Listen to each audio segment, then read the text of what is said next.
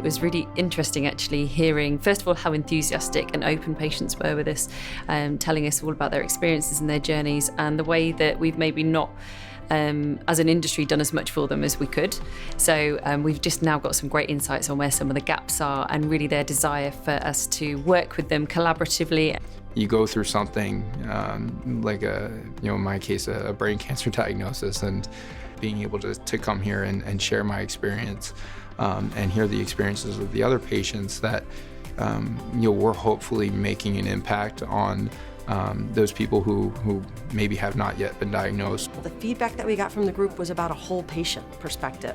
And I guess I wasn't expecting that, the influence that we can have at Parexel on looking at clinical research from a whole patient perspective, the psychological well-being, the broader caregiver family, the patient community. I see that it is my responsibility to advocate for people with ALS.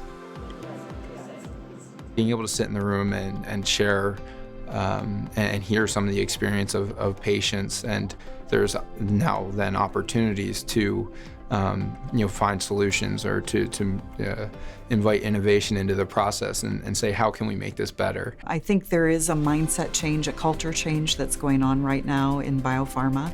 So if you guys get it and start making sure that the patient voice and input is integrated into the whole process, then that should actually help maximize our efforts. I think any opportunity to work, and I mean this sincerely, with an organization that is looking for that kind of culture change, you jump at it. The ultimate goal for all of us is to alleviate the suffering of people, right? And when, from a selfish perspective, when you get to move that yardstick or be part of that conversation and contribute to it, that's the day the disease doesn't win. I have the responsibility to speak for those that either can't speak for themselves or won't be able to speak for themselves, or don't know that they're going to be a patient one day. And when you get the chance to put a voice to your condition, to your disease, it is very empowering.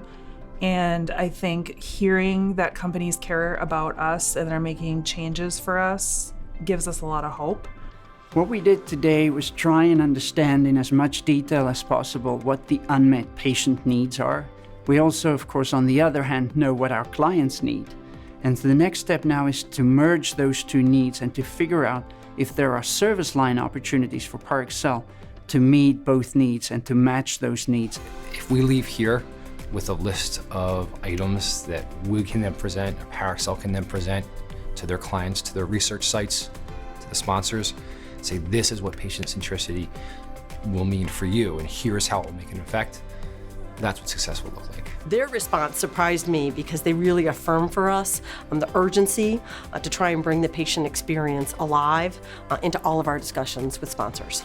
So it's important for Parexel to be investing in innovations for patients, because there's just always more that we can do. We can always do more to make it easier for patients to learn about trials, to have access to trials and the way that they participate in their experiences. So we're never going to rest on our laurels. The work's never done.